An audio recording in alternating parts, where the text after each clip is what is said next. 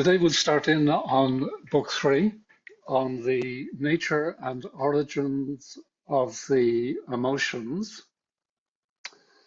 As usual, Spinoza starts off with some definitions and postulates.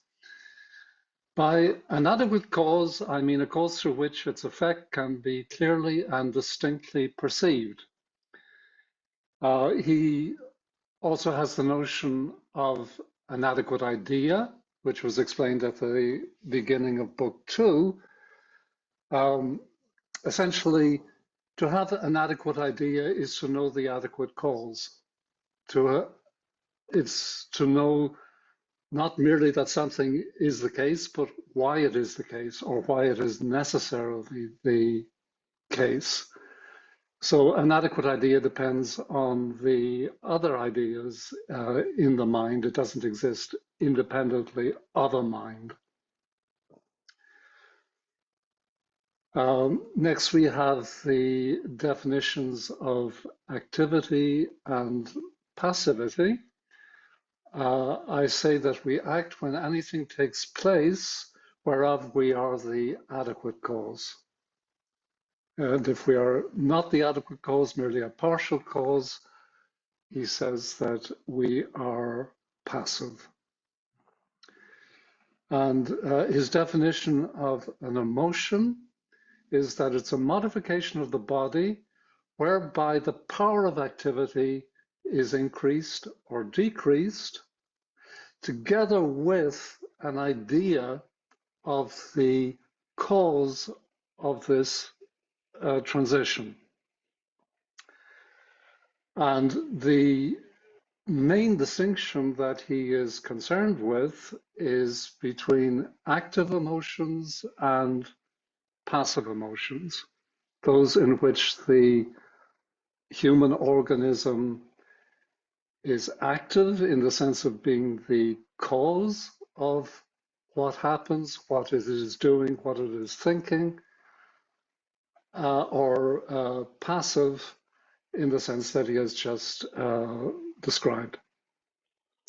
One other definition, which he doesn't actually include in the list, but I think it's appropriate to include it here, is the conatus, which he defines as the endeavor to persist in being or to act in accordance with the laws of our nature.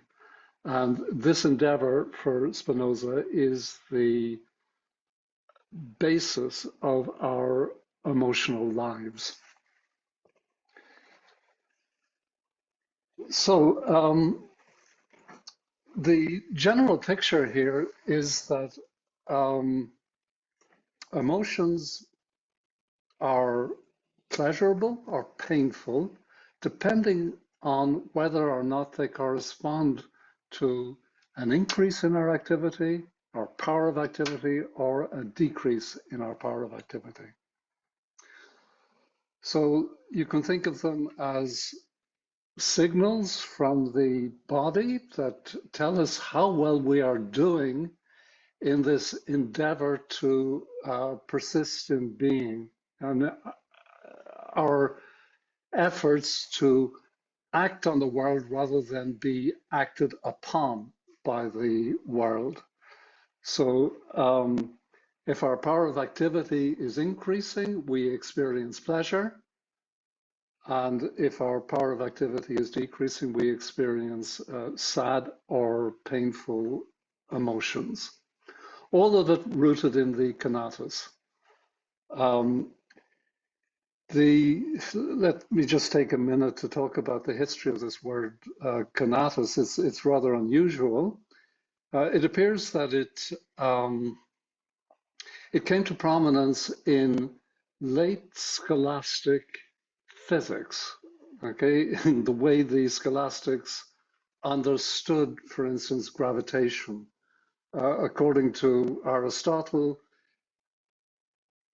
heavy bodies had a tendency to fall and light bodies a tendency to rise. And this tendency was expressed using this word conatus. In the 17th century, with its rejection of Aristotelian physics, this morphed into what we now know as the law of inertia, or Newton's first law of motion, the tendency of a body in motion, in uniform motion or at rest, to remain in uniform motion or at rest unless it is acted upon by something external to itself. So Hobbes appears to have been the first person to extend the idea beyond physics to physiology and eventually, at least in Spinoza's case, to psychology. The word is associated with Spinoza rather than Hobbes, apparently because although Hobbes used the term conatus in his Latin writings, it's translated into English as endeavor. It's perhaps rather strange to us that Spinoza would use the principle of inertia or conservation of momentum as a foundational principle for understanding the behavior of living beings. It's quite consistent with his development in Book 2, but I guess if he was writing like 2 centuries later, he would have focused on something like homeostasis or allostasis as a template for this idea of the endeavor of living beings to preserve their being.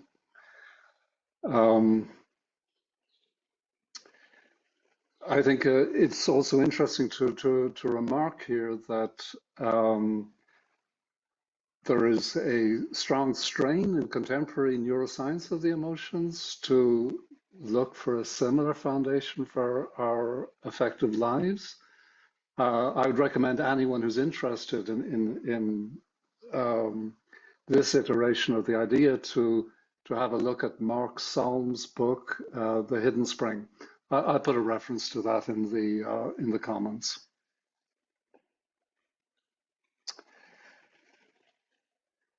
So Spinoza's concern then is with the conatus understood in a broad sense, not merely to preserve our being, but to increase our power of activity.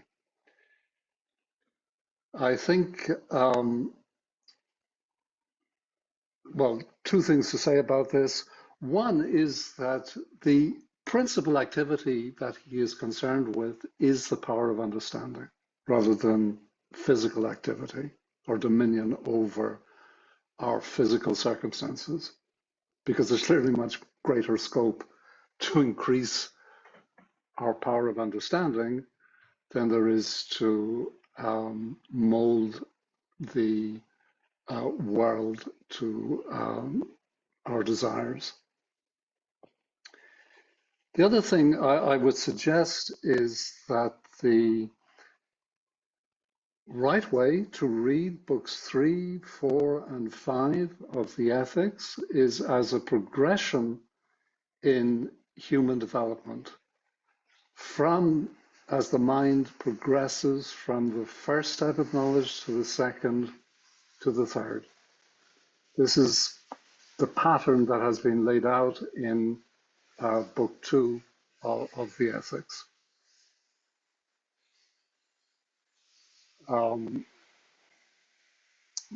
Book 3, there's an abrupt change in tone as we move into Book 3, because Spinoza is concerned only with the description of human behavior in the state of development that corresponds to the first type of knowledge. That is to say, knowledge through random experience, imagination, and opinion.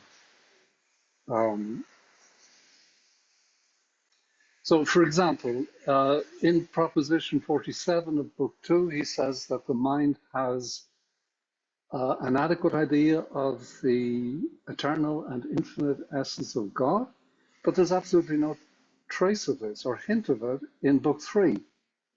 If this idea is present in the mind, it appears to be completely inert at that stage of human development. And in fact, in book 3, although he starts off with this distinction between passive and active emotions, all but the last 2 propositions of book 3 are concerned with the passions, with the passive emotions, when the mind's understanding is limited to the first type of knowledge. Book 4 corresponds more or less to the progression to the second type of knowledge, and book 5 to the progression to the third type of knowledge.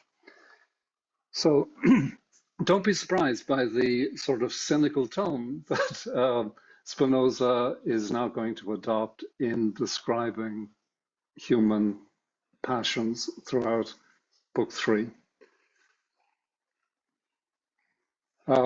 Moving on then to the postulates. The first one is that the human body can be affected in many ways, whereby its power of activity is increased or diminished, and also in other ways which do not render its power of activity either greater or less. So he's distinguishing between general modifications of the body and those modifications of the body which correspond to an increase or decrease in our power of activity, which he is going to call emotions. In the second postulate, he says that the human body can undergo many changes and nevertheless retain impressions or traces of objects, and consequently the same images of things. He's referring back here to proposition 17 of book 2, where he explains how he understands the working of memory. Okay, how memory traces are laid down in the body and reactivated by random associations in the appropriate circumstances. For Spinoza, memory is a particular type of imagination. Imagination in general refers to the power that we have to represent to ourselves as real things that are not actually present in our immediate experience. So things that we recollect from the past or anticipate in the future. And in book 3, imagination is going to play a large role in his account of the passions. So propositions. The first proposition: our mind is in certain cases active and in certain cases passive. And he says that insofar as it has adequate ideas, it is active. Insofar as it has inadequate ideas, it is passive. So this is the primary distinction that he is interested in. Okay, whether or not in the throes of an emotion, the mind is engaged actively in understanding what is going on, or as is more commonly the case, we find ourselves implicitly believing the construction that we have imposed on our events, making real the mental construct that we are experiencing in our emotions without realizing that it is the result of a mental activity. So in the corollary, he says that well, he just restates it. It follows that the mind is more or less liable to be acted upon, to be passive in proportion as it possesses inadequate ideas, and likely to be active in proportion as it possesses adequate ideas. Next, the second proposition, body cannot determine mind to think, neither can mind determine body to motion or rest, or any state different from these, if such there be. So this is Spinoza's answer to Descartes' mind-body dualism, and he has given the metaphysical basis for this in proposition 7 of book 2, which says that the order and connection of ideas is the same as the order and connection of things. This is the doctrine of the parallelism of the attributes. Ideas understood in general are modes of substance under the attribute of thought. Bodies or things here are modes of substance under the attributes of extension. And for Spinoza, these attributes are two ways of looking at one and the same thing: substance, nature, or God.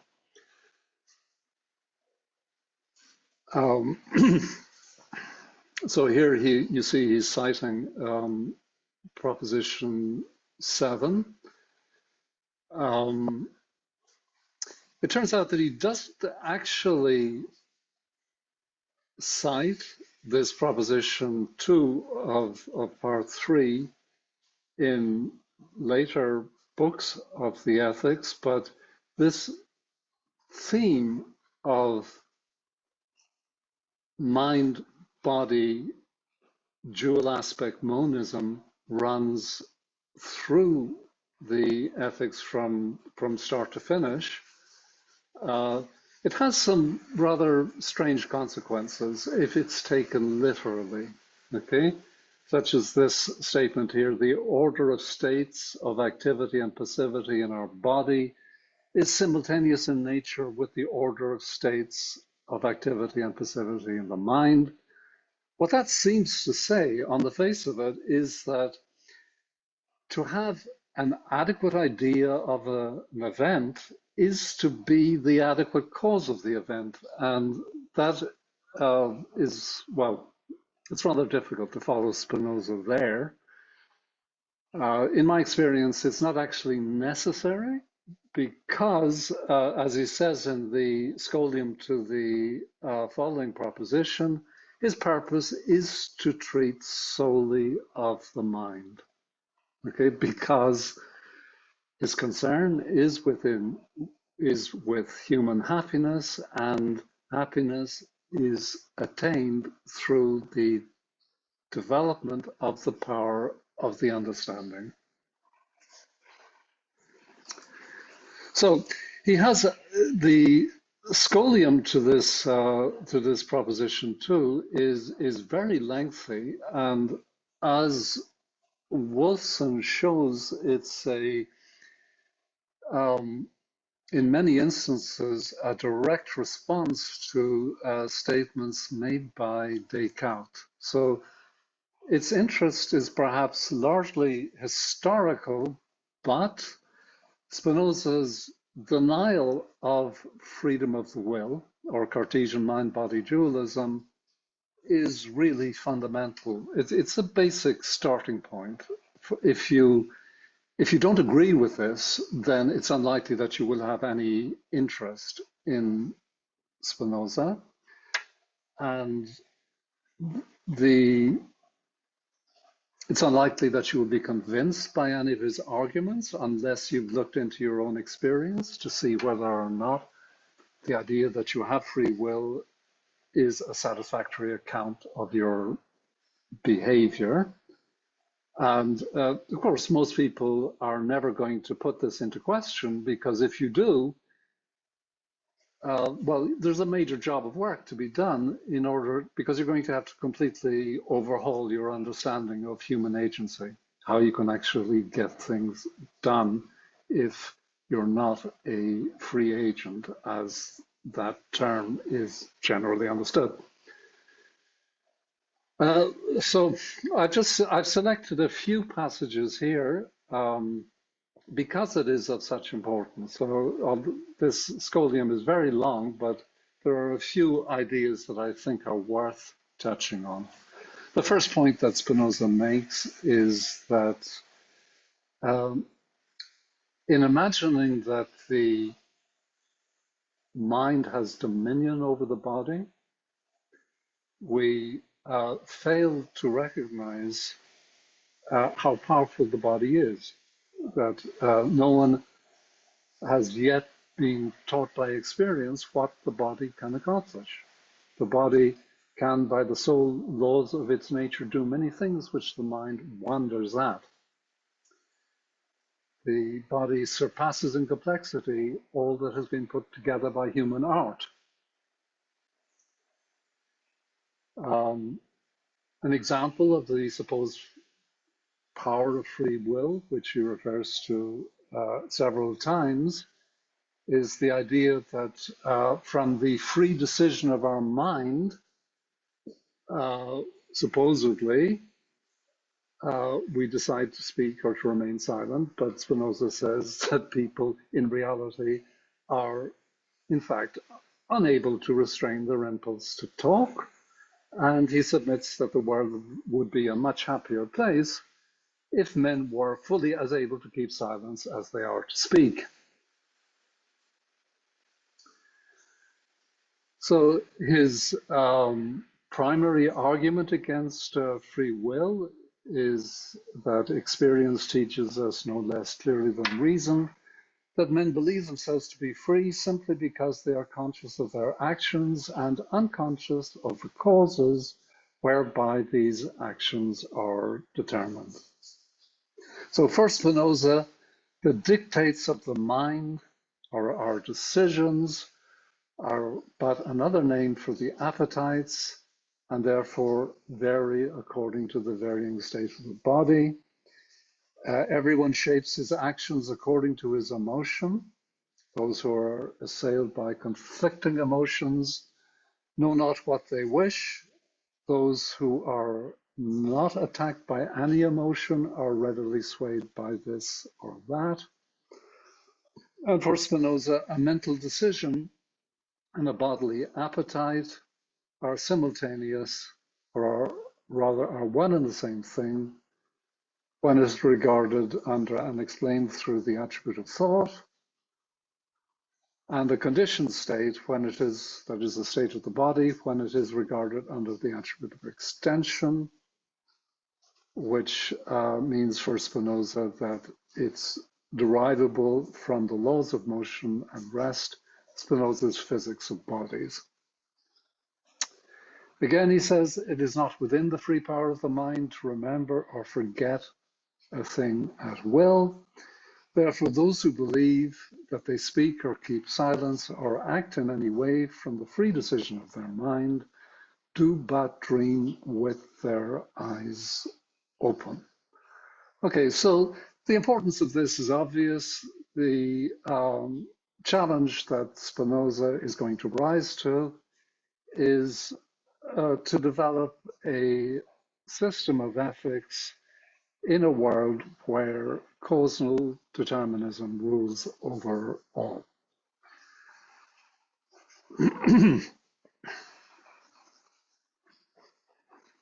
Okay, the third proposition, he just reiterates the statement that passive emotions correspond to passivities of the mind, and active emotions to activities of the mind, where the mind has an active idea about what is actually going on.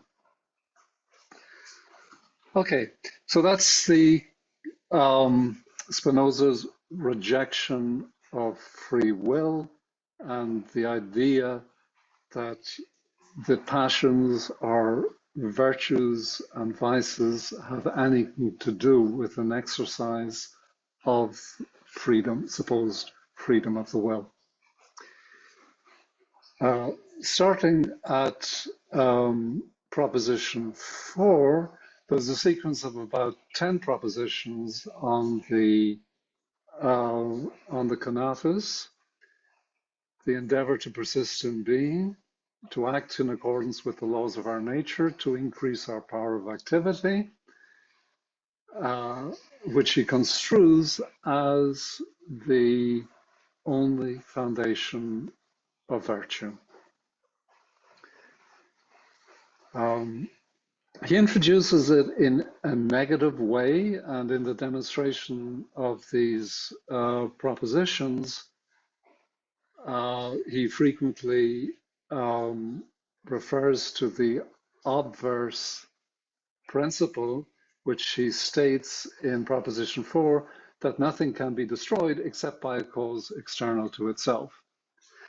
Whether this is true of inanimate objects is obviously something that we can question, but it's going to become very clear immediately that Spinoza is only talking about living beings, in particular about humans, when he is referring to things in this sequence of propositions. And a much stronger case can be made for the idea that living beings persist in being as long as they are not forced out of being by external events. So again, he restates here in proposition 5 that things are naturally contrary. That is, they cannot exist in the same object insofar as one is capable of destroying the other. And then he announces the principle of conatus: everything insofar as itself endeavors to persist in its own being. And this, of course, is not a manifestation, not an exercise of the will for Spinoza, of the individual will, because for Spinoza, individual things express in a given determinate manner the power of God, whereby God is and acts. Okay, it's through God's power, universal necessitation, that things persist in being. So he states in proposition 7, the endeavor wherewith everything endeavors to persist in its own being is nothing else but the actual essence of the thing in question. It might be worth spending a minute on this usage, actual essence.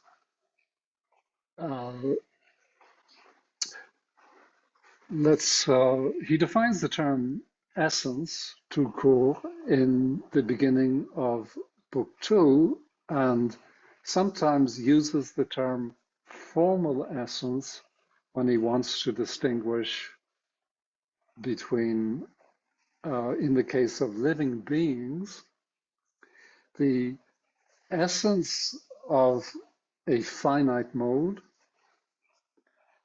is, for Spinoza, an idea in the mind of God, an idea under the attribute of thought, and that exists outside of time.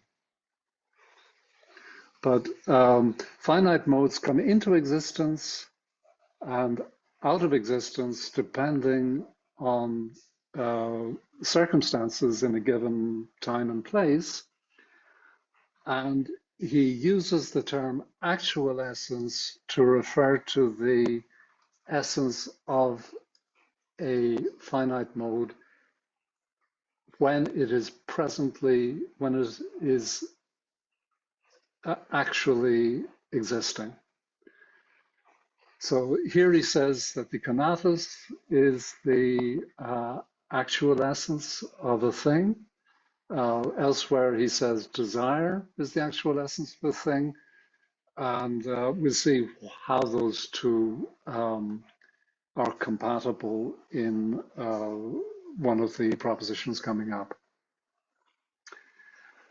Uh, the demonstration of Proposition 7 has an interesting qualification here.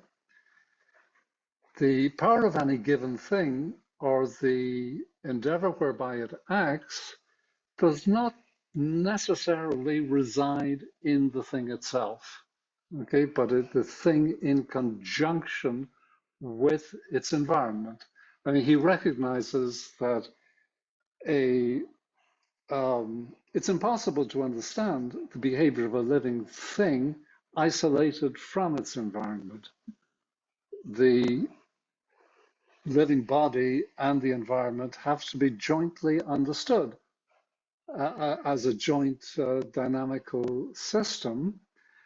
And for human beings, it's clear that the other things which make all the difference are other human beings. Okay, we are absolutely dependent on other people for our continuing to survive. So Spinoza will develop this conatus doctrine into a theory of our social relations, which is the traditional province of ethical teachings. Next, he says that the endeavor whereby a thing endeavors to persist in its own being involves no finite time, but an indefinite time. Well, he says if it involved a definite time, then the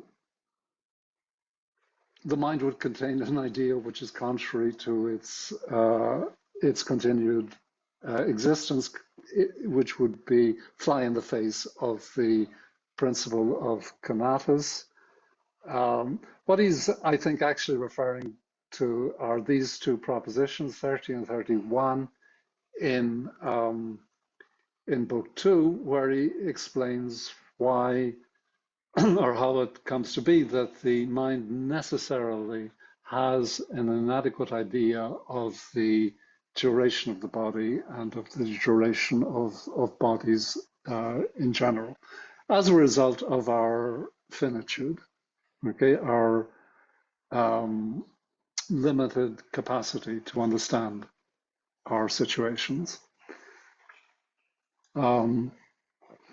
Next, in Proposition 9, the mind, both insofar as it has clear and distinct ideas, that's the synonym, by the way, for adequate, and also insofar as it has confused ideas, endeavors to persist in its being for an indefinite period, and of this endeavor it is conscious. Okay, when he uses that term, it's clear that he is talking about human beings rather than bodies in general.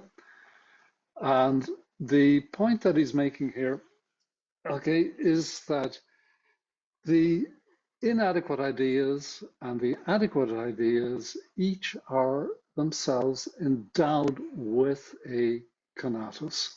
Okay, he has explained in Proposition 36 to Book 2 that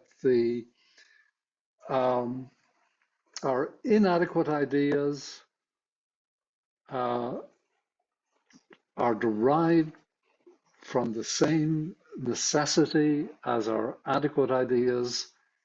For Spinoza, everything that happens is lawful. Okay, so the mind will persist in its inadequate ideas as long as the mind fails to recognize that inadequate ideas are limiting its power of activity.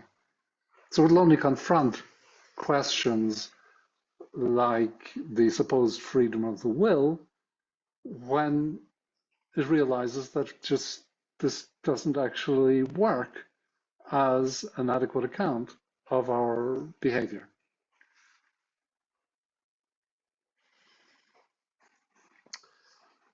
So, in the scholium to proposition 9, he explains how he's going to distinguish between will, appetite, and desire. He says that if the conatus is referred to the mind alone, he will call it will. If it is referred to the body alone, he calls it appetite. Desire is appetite together with the consciousness thereof. So when we are conscious of our appetites, we are conscious of the conatus in action.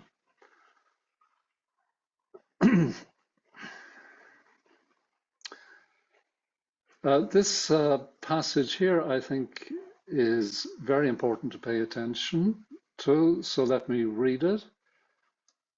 It is thus plain from what has been said that in no case do we strive for, wish for, long for, or desire anything because we deem it to be good, but on the other hand, we deem a thing to be good because we strive for it, wish for it, long for it, or desire it. So it's a complete rejection of Plato's idea of the good. For Spinoza, the idea that things are objectively good or bad is a product of the first type of knowledge. The judgment that things are good or bad originates for Spinoza in the individual mind. But of course, in the early stages of human development, it is absolutely necessary that we take other people's judgments on this question to be definitive. But that's just knowledge of the first kind, an appeal to authority opinion. Okay, as the mind develops, it learns to make its own judgments on these questions of good and evil.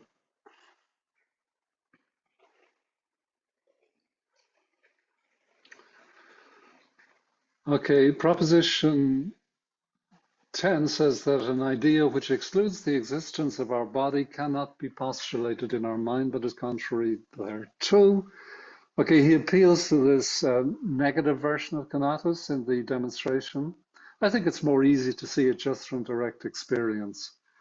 If you try to imagine what the world is like in your absence, you see that you will immediately run into a problem because you can't even have a vantage point from which to view the world. The mind is there to promote the survival of the body, and if the body doesn't exist, there's just an empty space in the mind. It can't cope with that idea, which of course is why death is understood to be a problem, and it's one of the problems that Spinoza aims to settle for the reader. You know, to overcome the fear of death. Proposition 11, whatsoever increases or diminishes helps or hinders the power of activity in our body. The idea thereof increases or diminishes, helps or hinders the power of thought in our mind. Okay, for Spinoza, this is just a direct consequence of the parallelism between mind and body.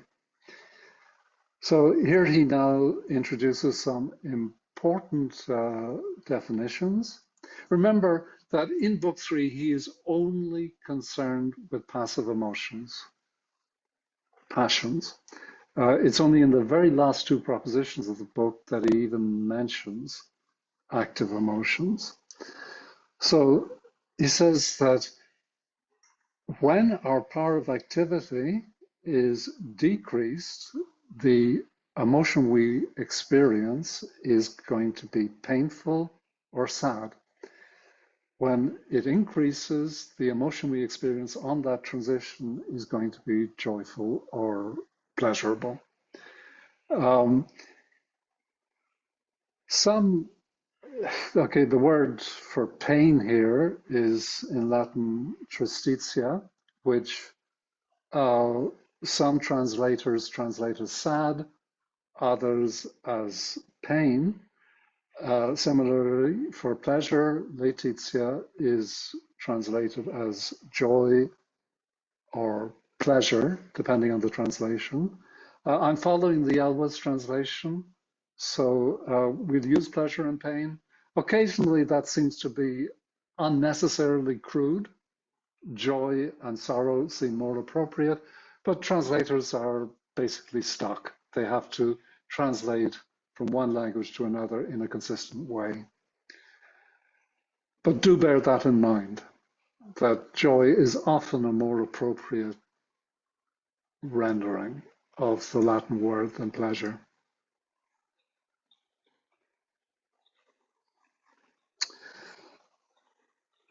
He says the emotion of pleasure in reference to the body and the mind together, he calls stimulation or merriment. I should have highlighted that. The emotion of pain, he calls suffering or melancholy. That's the body and mind together. And he makes a point here, which I think is actually quite important, that stimulation and suffering are attributed to man when one part of his nature is more affected than the rest. And merriment and melancholy when all parts alike are affected. For Spinoza, man is a composite body, and his mind is a composite of ideas, not always coherent. And the program of human flourishing is one of coordinating these disparate elements. And what frequently happens until we learn how to do this is that we will be moved to act on desires which satisfy part of our makeup, but may actually be detrimental to the organism as a whole. So we'll come back to that later. Very important point here, beyond these three emotions, pleasure, pain, and desire, he says he recognizes no other primary emotion. So the program in the rest of the book of book 3 will consist in reducing the entire range of human emotions to these three: pleasure, pain, and desire. It might be interesting to compare Spinoza's perspective here with the current neuroscience. The most popular current theory of the emotions, I would say, is Lisa Feldman Barrett's. And she recognizes only two physiological markers for the emotions, namely the degree of intensity of an emotion and the valence. Okay, whether the emotion is pleasurable, experienced as pleasurable or painful. And for Feldman Barrett, the rest, our emotional makeup beyond those physiological markers is entirely determined by our cognitive activity. So this intuition is I think, very similar to Spinoza's, with the exception, of course, of Spinoza's classification of desire as a primary emotion. Spinoza puts desire as fundamental because desire is concerned with the drive to persist in being, to maintain homeostasis. As I mentioned at the beginning, it is generally recognized now in affected neuroscience that our emotional lives are firmly grounded in this endeavor to maintain homeostasis.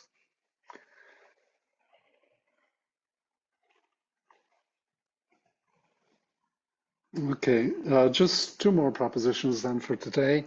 The mind, as far as it can, endeavors to conceive those things which increase or help the power of activity in the body. Again, Spinoza, I think, would say that this is obvious. The point I would like to make here, though, is that when he talks about conceiving those things which increase or help the power of activity, this is an exercise of the imagination. And for Spinoza, although he frequently uses the term imagination as a synonym for knowledge of the first kind, for Spinoza, imagination is a power of the mind. Okay, the ability to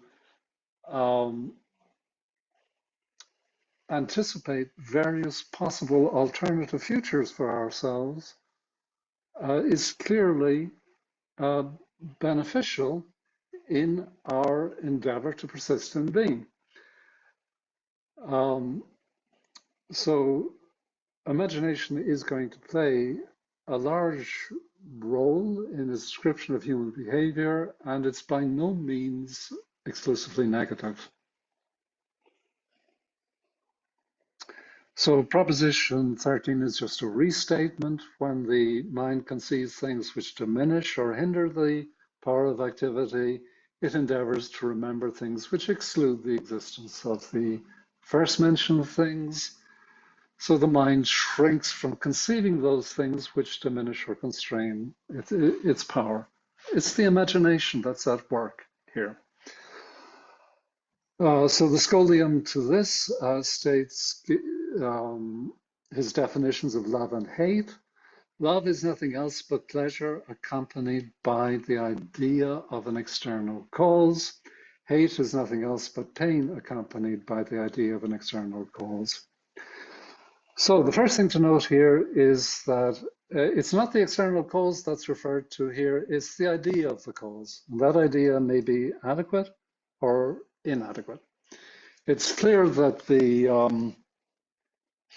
to talk about loving something or someone requires the ability to have an idea of the object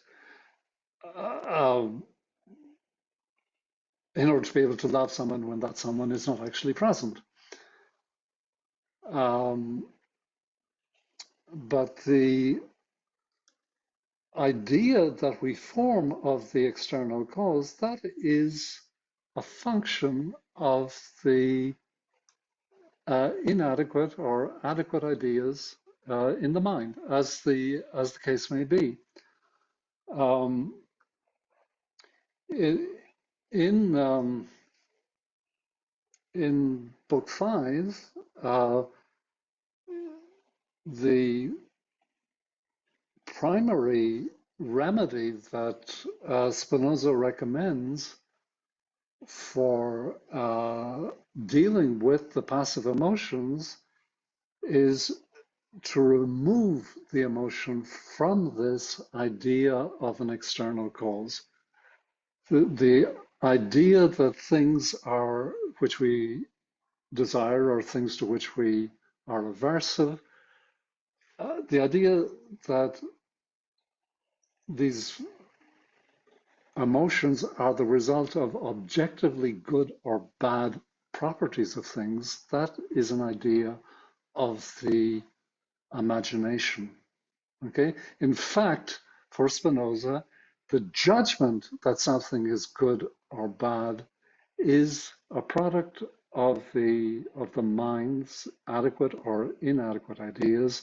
It originates in the conatus, not in the objects of our experience. So the first step in overcoming a passive emotion is to recognize that what's at play here is the conatus. Okay, the emotion is telling us that our power of activity is increasing or decreasing, and the conatus itself is just a manifestation of God's activity. So that ultimately the business of removing the emotion from the idea of an external cause involves tracing the cause to God through what he calls the knowledge of the third kind, or intuitive knowledge. Good. Okay, so that's it for today. We've covered the first 13 propositions in book 3. The next order of business is there's about a sequence of 20 propositions dealing with the mechanics of the passive emotions, which we'll start in on next day.